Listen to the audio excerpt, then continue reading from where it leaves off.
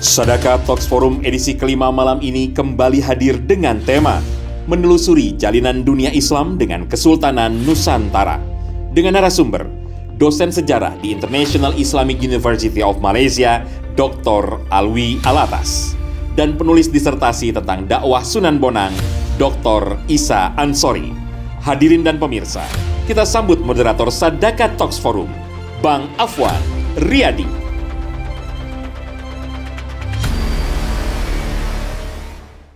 Baik, para pemirsa sekalian, jazakumullah khair jasa kepada dua pembicara. Kita akan masuki sesi tanya jawab, tapi sebelum tanya jawab, kita lihat video berikut ini dulu sebentar. Refreshing.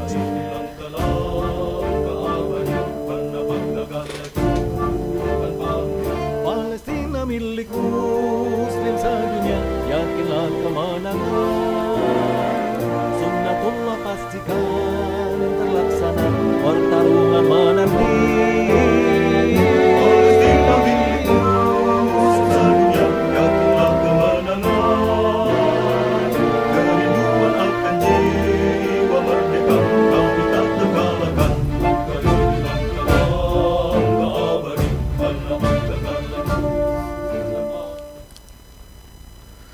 Wah, jadi malu itu suara saya sendiri itu.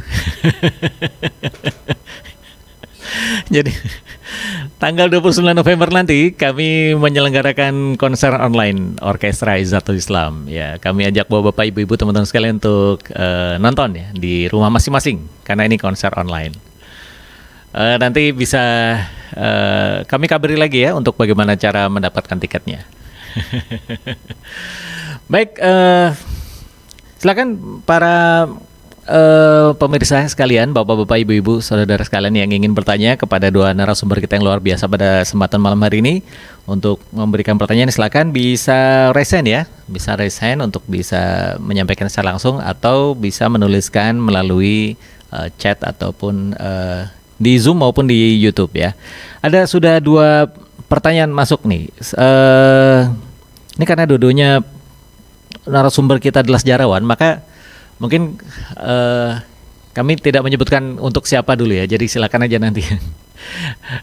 Pertanyaannya untuk siapa gitu, nggak usah ya. Jadi langsung aja nanti akan saya bagi aja. Ini Dr. Alwi dulu, kemudian Dr. Isa biar gantian, nggak capek. Sebelumnya untuk Dr. Alwi, belakangan ini ada video ya, ada film yang cukup ramai di sosial media ya. Ada pertanyaan dari Pak Kristiono Tangerang nih, Pak Kristiono di Tangerang.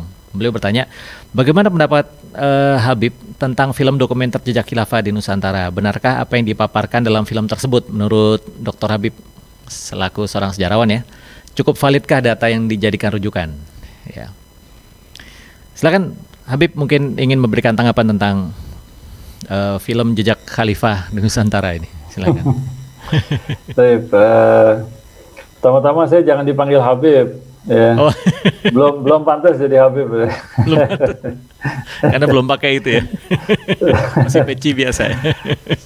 Iya, tentang film itu, saya kira semangatnya bagus, ya, semangatnya bagus. Kemudian secara umum juga penggarapan film itu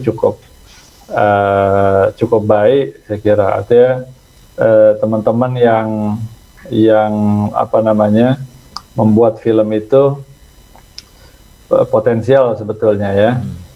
Tetapi ada hal-hal yang saya sendiri tidak setujui dari film tersebut. Jadi saya melihat kelemahan dari film itu adalah cenderung melihat terlalu menekankan ya pada peranan struktural atau peranan pemerintahan dalam pola hubungan antara Nusantara dengan Timur Tengah. Jadi akhirnya ada beberapa poin, saya kira saya sempat baru-baru ini di-share oleh Ustadz Tiar. Beliau menulis agak detail, Tiar Anwar Bakhtiar ya, menulis menanggapi tentang film itu. Nah, saya kira cukup bagus, nanti mungkin beberapa waktu ke depan mungkin akan muncul ya tulisan itu.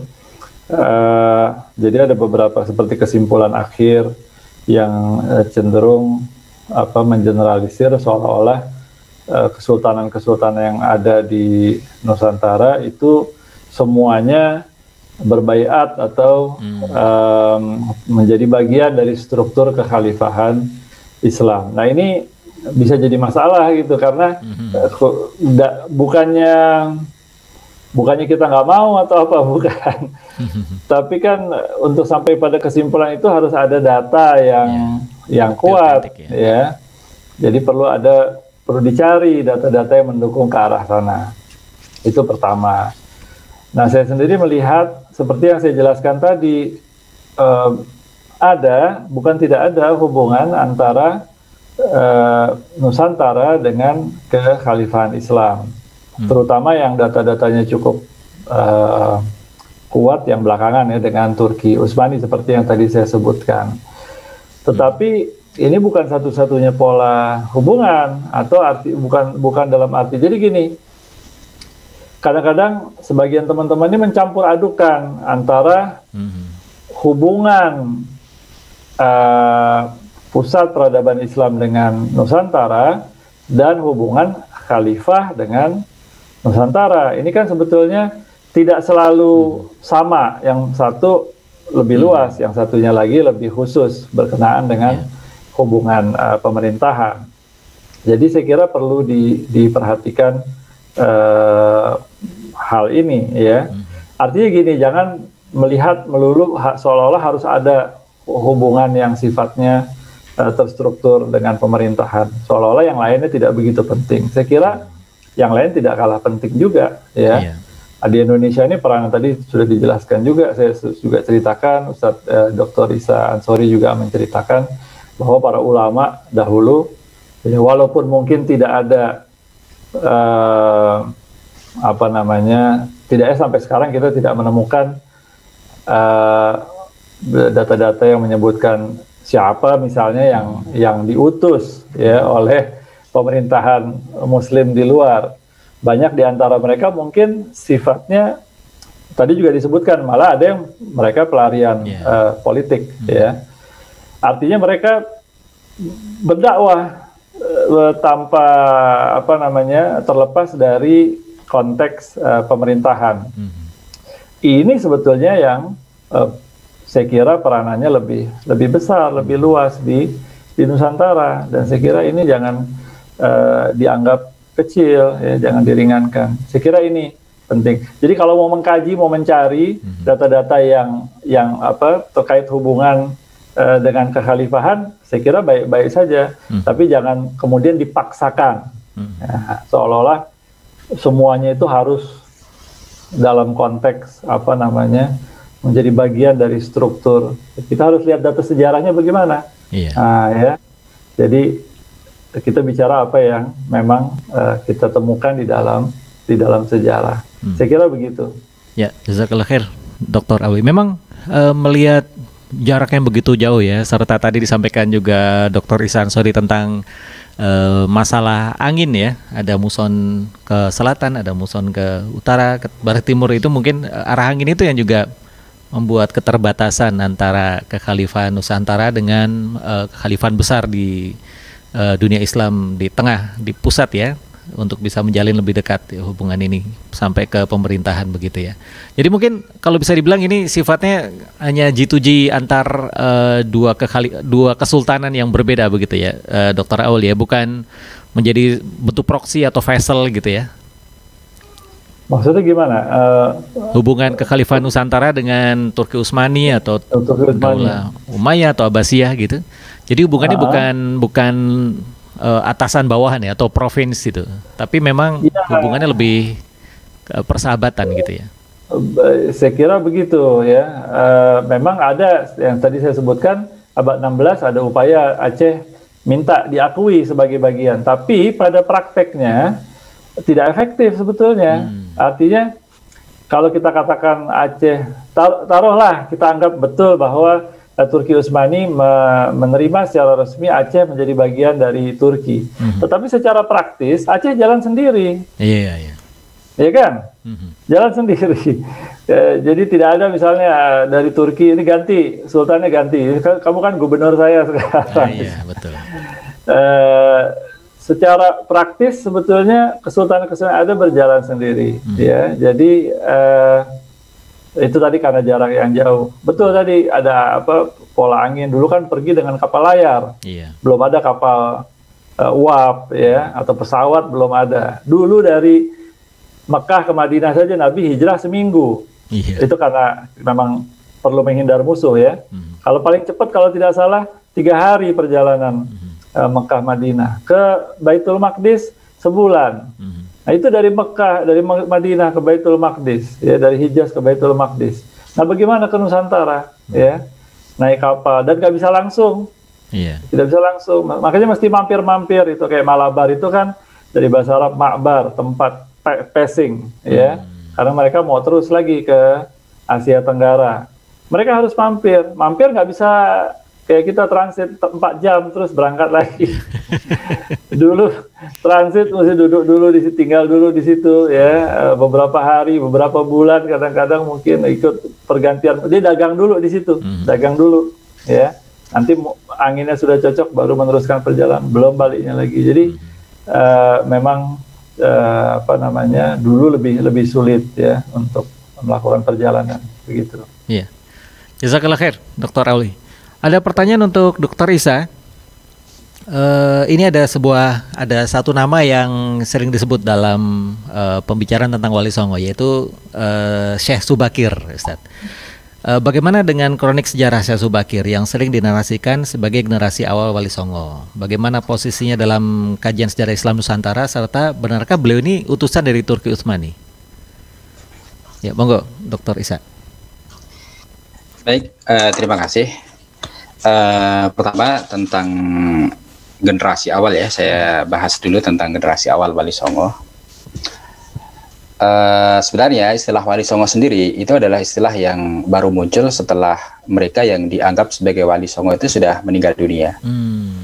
Jadi kalau kita mungkin lacak di sumber-sumber yang sezaman dengan mereka yang dianggap sebagai Wali Songo, sumber misalkan di abad ke-16 ada tulisannya Tom Peirce di situ, Summa Oriental. Bahkan di situ juga sama sekali tidak pernah menyebut istilah Wali Songo ataupun mereka-mereka yang menjadi bagian dari Wali Songo. Kemudian di Kitab Bonang di sana disebut ada Pangeran Ing Benang.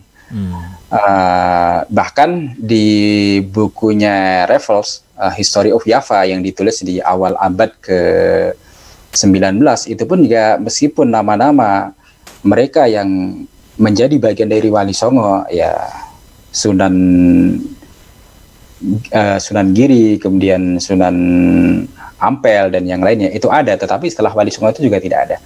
Nah, Profesor Simoh mengatakan kemungkinan istilah Wali Songo itu baru muncul di zaman Mataram Islam pada abad ke-17 tahun 1600-an sekian.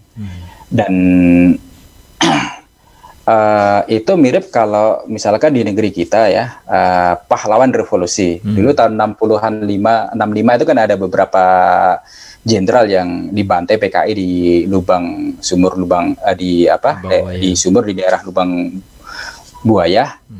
Pada saat mereka masih hidup, mereka belum pernah disebut sebagai pahlawan revolusi, tetapi setelah mereka meninggal dunia, baru ada istilah pahlawan revolusi. Nah, kalau istilahnya saja, itu istilah yang munculnya belakangan, kemudian tentang angkatan-angkatan, ada angkatan 1 yang katanya baru diganti dengan angkatan kedua, atau angkatan ketiga menggantikan angkatan kedua, itu kalau ada salah satu dari angkatan itu yang sudah meninggal dunia. Nah, narasi seperti ini kalau kita baca di historiografi tradisional ya, itu saya belum pernah mendapatkannya. Bahkan saya baca misalkan di Babat Tanah Jawi, kemudian Babat Cirebon, kemudian Purwaka Carubanagari, kemudian sampai di Babat Wali Songo, kemudian di History of Java, itu saya belum pernah mendapatkannya. Narasi tentang adanya angkatan-angkatan Wali Songo itu saya mendapatkannya di satu buku yang ditulis oleh Asnan Wahyudi dan Abu Khalid, kisah penyebaran Islam di tanah Jawa, kisah Wali Songo, para penyebar Islam di tanah Jawa. Tetapi mohon maaf, buku ini sebenarnya buku yang ditulis tanpa memperhatikan kaidah-kaidah ilmiah, apalagi ditulis dengan memperhatikan metode sejarah. Jadi buku itu semacam buku ya cerita rakyat yang memang ditulis untuk ditawar-tawarkan kepada mereka yang berziarah di makam-makam para wali. Nah, tentang Syekh Subakir itu memang ada disebutkan dalam salah satu historiografi tradisional ya. Cuma mohon maaf saya belum banyak mengkaji tentang tokoh Syekh Subakir ini, sehingga saya belum bisa memberikan penjelasan yang lebih daripada itu. Demikian, terima kasih. Oh iya. Baik, jazakallah khair, Dr. Isa. Jadi memang masih menjadi mitos ya tentang Syekh Subakir ini. Apakah memang beliau ini keturunan dari Jamaluddin Al-Husain atau bagaimana gitu, kita belum tahu gitu ya, Ustadz ya. Baik, ini ada pertanyaan lagi untuk Dr. Alwi. Mohon maaf, ini untuk Dr. Isa seperti, karena memang terkait dengan Wali Songo lagi ya. Pertanyaan, ada beberapa pendapat yang mengatakan bahwa Wali Songo itu tidak hanya 9 orang ya, tapi ada banyak nih. Menurut Dr. Isa seperti apa? Memang tadi Ustadz Isa sudah menjelaskan sedikit tentang adanya narasi pergantian angkatan-angkatan begitu ya. Tapi lebih jelasnya bagaimana, Dr. Isa, mungkin bisa menambahkan sedikit? Ya, baik. Iya benar, sebenarnya kalau kita bicara tentang para wali, jadi wali ini kan istilah yang dipakai terutama di Jawa untuk menyebut para dai ya.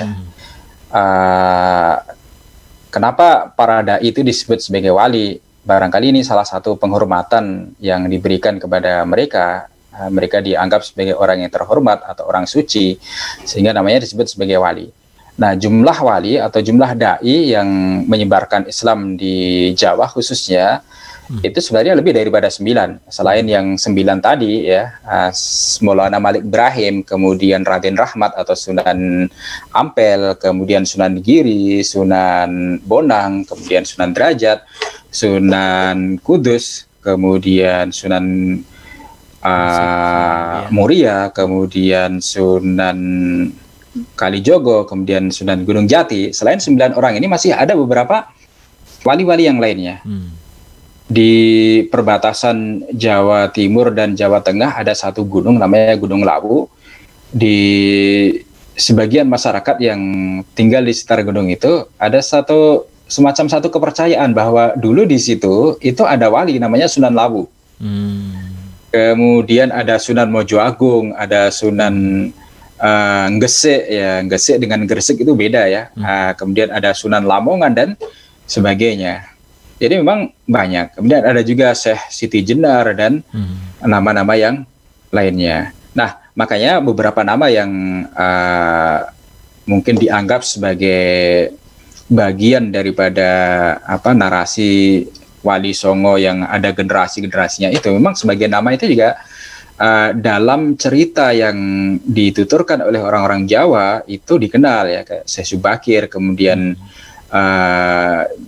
Syekh Jumadil Kubro yang menurut Martin van Burenisen kemungkinan Syekh Jumadil Kubro itu yang dimaksud adalah Jamaluddin Al-Akbar atau Jamaluddin Husain. Kemudian dalam lisan orang Jawa jadi berubah Syekh Jumadil Kubro. Atau juga nama-nama yang lainnya. Iya.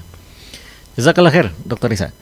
Kepada Dr. Alwi ada pertanyaan lagi. Yang pertama, bagaimana raja-raja di Nusantara ini bisa mudah untuk masuk Islam ya? Metode atau model dakwah apa yang digunakan? Dan yang kedua, jaringan ulama yang dimaksud Dr. Alwi yang hadir ke Nusantara itu siapa tokoh ulamanya yang utama di Timur Tengah ya? Apakah ada mungkin seperti tadi Jamaluddin Al-Akbar Hussein itu tadi sudah di Asia Tenggara, apakah memang beliau punya hubungan langsung dengan di Timur Tengah? Dan yang ketiga mungkin cukup menarik ya, mengapa di Nusantara ini kita bermadzhab Syafi'i? Gitu. Ya, seperti di Indonesia dan juga di Asia Tenggara rata-rata memang kita bermadzhab mayoritas Syafi'i. Silakan Dr. Alwi.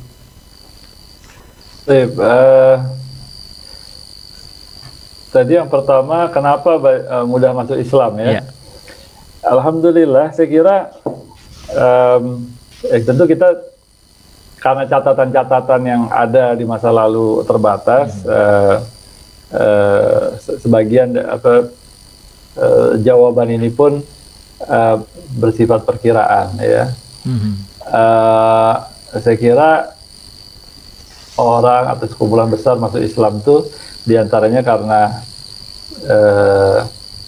kecenderungan hati mereka juga ya, mudahnya mereka menerima Islam itu dari internal masyarakat di Nusantara sendiri ya. Kemudian karena kita lihat di beberapa masyarakat yang lain, walaupun ada dai Islam masuk ke sana, termasuk bahkan lebih dulu ya, seperti di India. Nah, itu lebih dulu masuk sebetulnya, lebih dulu berdiri kerajaan ya. Kalau lebih dulu persisnya kita nggak tahu kan, catatan terbatas ya.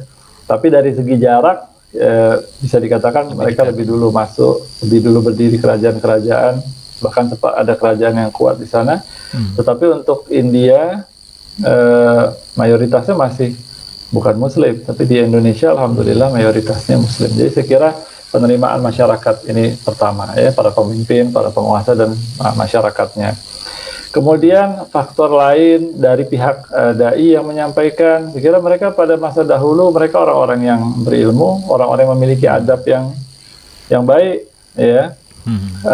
Jadi faktor ini saya kira berpengaruh kepada orang-orang yang dijumpai.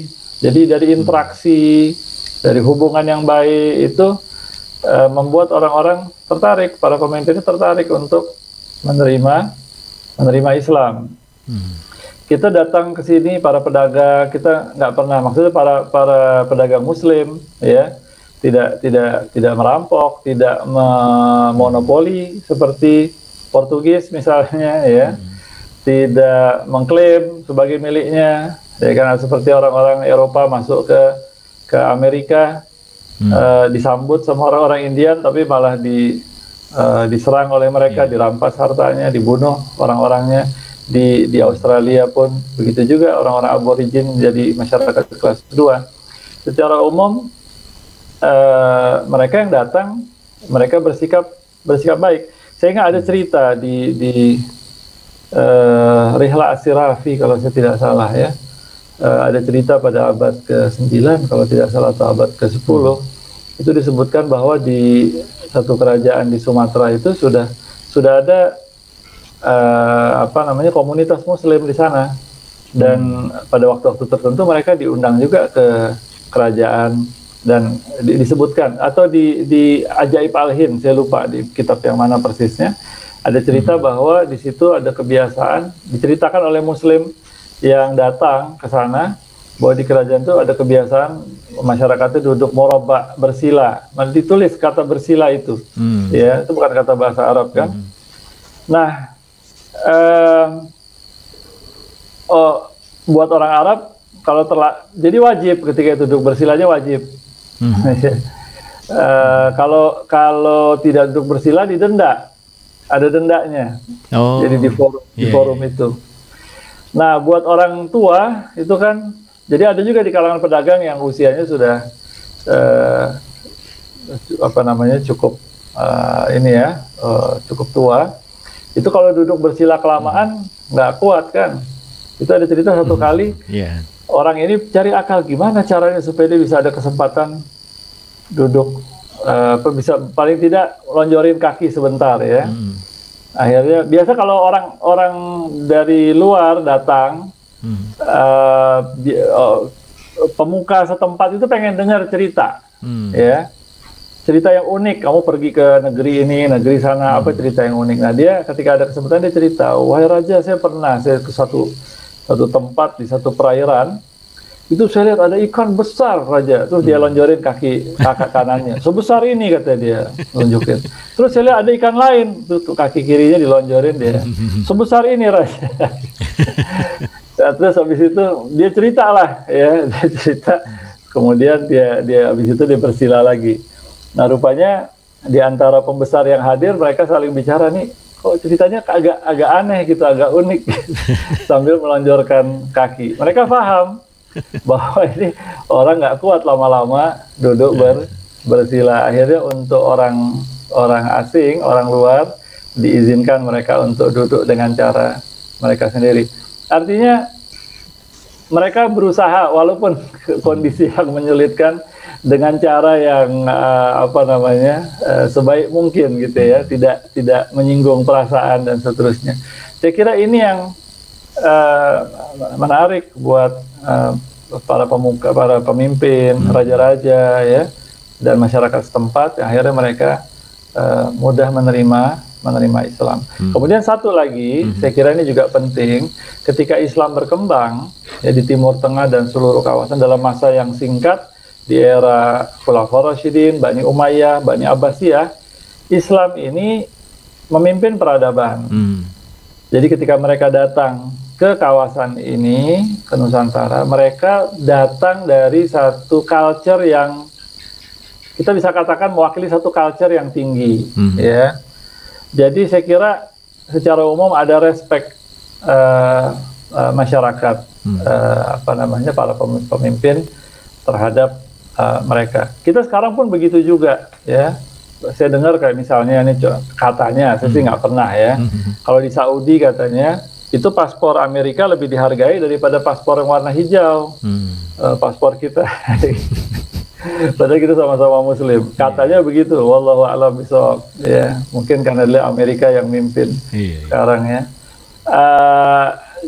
Itu mungkin aspek itu juga ikut mempengaruhi. Tapi saya kira faktor ilmu, faktor adab yang dibawa, ditunjukkan oleh para dai, ya, para ulama yang datang hadir di tempat ini, atau orang-orang umum pedagangnya, itu ikut memainkan peranan yang penting. Saya kira begitu. Iya. Mungkin pertanyaan tadi, Dr. Alwi, mengapa di Nusantara ini kita mazhab Syafi'i? Mazhab Syafi'i, ini tidak mudah dijawab ya. Jadi gini, kalau kita bicara logika, Indonesia bisa mayoritas bermazhab Syafi'i tentu karena dai-dai yang datang ke Nusantara yang dominan adalah dari mereka yang bermazhab Syafi'i, ya.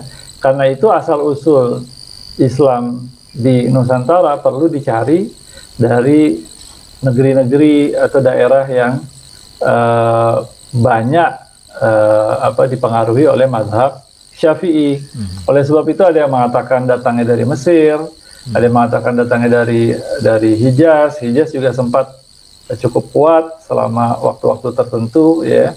Atau juga ada yang mengatakan makanya ada yang menolak dari Cina, teori dari Cina atau dari India dengan argumen mazhab. Kenapa? Karena di India dan di Cina mayoritasnya adalah mazhab Hanafi, ya.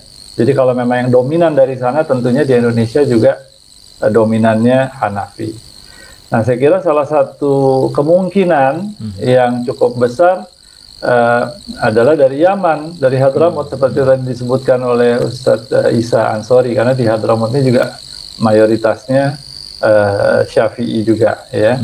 Nah, tapi persisnya bagaimana kita tidak tahu. Tapi saya kira yang paling masuk akal adalah dai-dai. Tentu bukan kita katakan tidak ada dai dari mazhab yang lain, tetapi yang paling banyak dan paling luas pengaruhnya adalah dari kalangan mazhab Syafi'i. Mereka yang datang dari daerah atau negeri yang mayoritasnya Syafi'i. Saya kira begitu. Ya, jazakallah Dr. Alwi. Mungkin Dr. Isa ada komentar untuk pertanyaan terakhir tentang mazhab Syafi'i di Nusantara yang kenapa menjadi mayoritas mungkin? Baik, terima kasih. Eh, tentang mengapa mayoritas umat Islam di Nusantara ini mazhabnya Syafi'i sebenarnya udah ya dijelaskan oleh Dr. Alwi ya. Ya karena dai-dai yang mendakwahkan Islam di Nusantara ini adalah mereka yang bermadhab Syafi'i. Dan salah satu yang punya peran besar dalam menyebarkan madhab Syafi'i adalah sebagaimana sudah saya sampaikan tadi, keturunannya dari Imam Ahmad Isa Al-Muhajir. Kalau kita kaji biografinya Imam Syafi'i ini kan pernah tinggal di Yaman ya. Kemudian bahkan beliau karena dekat dengan kalangan Alawiyin, bahkan sempat ada yang menuduh beliau ini Syiah. Nah, jadi memang sejak zaman Imam Syafi'i masih hidup, ya kalangan Alawiyin terutama yang ada di Yaman ini memang punya hubungan yang cukup dekat dengan Imam Syafi'i. Nah, maka tidak heran kalau kemudian banyak dari keturunan mereka, keturunan Alawiyin ini, mereka secara fikih madhabnya Syafi'i, kemudian secara akidah banyak yang madhabnya Asy'ari. Dan pemahaman inilah yang mereka bawa ke tempat-tempat mereka hijrah, mereka bawa ke Gujarat, kemudian dari Gujarat pun juga mereka bawa ke Aceh, mereka sebarkan di Nusantara dan juga di tempat-tempat mereka berdakwah. Nah, sebenarnya memang selain madhab Syafi'i, dulu ada juga madhab Hanafi yang sempat berkembang. Kalau kita baca di History of Java, di sana memang disebutkan oleh pengarangnya, oleh Raffles, bahwa beberapa wali yang sempat mengikuti madhab Hanafi dan sempat menyebarkannya itu di antara adalah Maulana Ishaq. Maulana Ishaq, saudara sepupunya Raden Rahmat, kemudian Sunan Giri ini semula juga mengikuti madhab Hanafi karena selain dia berguru kepada Raden Rahmat, Sunan Giri ini juga sempat berguru kepada Maulana Ishaq di Malaka atau di Basel. Nah, tetapi dalam perkembangan berikutnya, kata Raffles, terutama Sunan Giri, ya beliau mengubah madhabnya dari Hanafi ke Syafi'i, sehingga dalam perkembangan berikutnya madhab Syafi'ilah yang lebih dominan. Bahkan madhab Hanafi hari ini ya mungkin kita sulit untuk mendapatkan orang di Indonesia yang madhabnya madhab Hanafi. Jadi di negeri ini ya Syafi'i masih dominan, rata-rata ya mayoritas ya fikihnya orang-orang di negeri kita ini madhabnya Syafi'i. Dan mungkin beberapa tahun belakangan ya ada pengaruh dari madhab Hambali yang datang dari negara Arab Saudi. Mungkin begitu ya. Ya. Baik, Masya Allah, jazakumullah khair jazak kepada dua pembicara kita yang sudah luar biasa. Terima kasih Dr. Alwi Alatas, juga Dr. Isa Ansori atas pemaparan dan juga kajian sejarahnya yang luar biasa. Semoga ini bisa meningkatkan lagi rasa syukur kita kepada Allah SWT bahwa kita nih yang lahir dan hidup di Indonesia, di Nusantara ini bisa dapat menghirup indahnya cahaya Islam melalui perjalanan para ulama-ulama yang luar biasa. Tadi sebutkan Dr. Isa tentang keturunan-keturunan para Alawiyin ya, dari Imam Ahmad bin Isa yang luar biasa sampai Al-Muhajir ya. Berangkat jauh-jauh dari Yaman sampai ke sini. Masya Allah. Sekali lagi terima kasih, jazakumullah khair jazak kepada kedua pembicara kita yang luar biasa. Dan juga terima kasih kepada para pemirsa sekalian, pemirsa setia dari Sadaka Talks Forum yang kelima. Dan jangan lupa, jangan kemana-mana karena jangan pergi dulu dari grup. Karena 2 pekan lagi kita akan masuk Sadaka Talks Forum yang ke-6, bagian trilogi terakhir dari peradaban Islam di Nusantara. Dan juga terima kasih jazakallah khair jazak kepada rekan-rekan kita yang sudah mensupport acara kita pada kesempatan malam hari ini, dari Parfum Gue yang selalu mengerti karakter dirimu seutuhnya, wanginya sesuai dengan karakter kita. Dan juga terima kasih The Cuci yang bersih setiap waktu. Ini perusahaan pencucian karpet dan juga furniture. Kedua-dua perusahaan ini adalah perusahaan wakaf karena mereka men-share sebagian dari saham mereka untuk wakaf fisabilillah. Juga bagi para pemirsa sekalian yang jika ingin memberikan sedekahnya, menyalurkan sedekahnya dapat melalui sedekah mulia melalui rekening rekening yang ada di sini. Melalui Bank Syariah Mandiri 7333 atas nama Sedekah Palestina, BCA dan BNI Syariah, nomornya tertera di layar Anda, atau bisa menggunakan QR code yang di samping kiri.